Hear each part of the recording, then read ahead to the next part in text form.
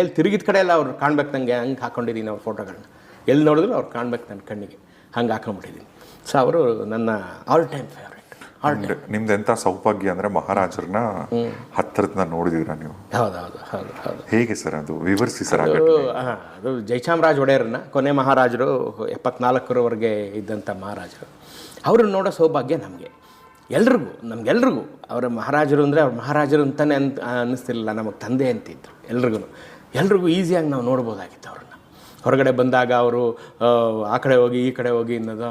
ಇವಾಗಿಂದ ಜನ ನೋಡಿದಿರಲ್ಲ ನೀವು, ಯಾರಾದರೂ ಬರ್ತಾರೆ VIP ಗಳು ಅಂದರೆ ಜನನ ತಳ್ತಾ ಇರ್ತಾರೆ, ಅವೆಲ್ಲ ಏನೂ ಇರಲಿಲ್ಲ. ಅವ್ರಿಗೆ ಬಾಡಿ ಗಾರ್ಡ್ಸು ಎಲ್ಲ ಇದ್ರೂ ಅವೆಲ್ಲ ಒಂದು ಗೌರವ ಸೂಚಕವಾಗಿತ್ತು. ಜನ ಎಲ್ಲ ಅಷ್ಟೇ ಆನಂದದಿಂದ ನೋಡ್ಬೋದಾಗಿತ್ತು ಅವ್ರನ್ನ, ಭಾಳ ಸೊಗಸಾಗಿ ನೋಡ್ಬೋದಾಗಿತ್ತು ಅವ್ರನ್ನ. ಅವ್ರು ಎಲ್ಲಿ ಹೋದರೂ ನೋಡ್ಬೋದಾಗಿತ್ತು, ಎಲ್ಲಿ ಹೋದರೂ ಮಾತಾಡಿಸ್ಬೋದಾಗಿತ್ತು, ಆ ರೀತಿ ಇತ್ತು. ಸೊ ಹಂಗಾಗಿ ನಮ್ಗೆ ಅಸೌಭಾಗ್ಯ ಸಿಕ್ತು ಅವ್ರು ನೋಡೋವಂಥದ್ದು, ಅವ್ರ ಅಂಬಾರಿ ಮೇಲೆ ಕೂತ್ಕೊಳ್ಳೋವಂಥದ್ದು. ಅಂದರೆ ನಮ್ಗೆ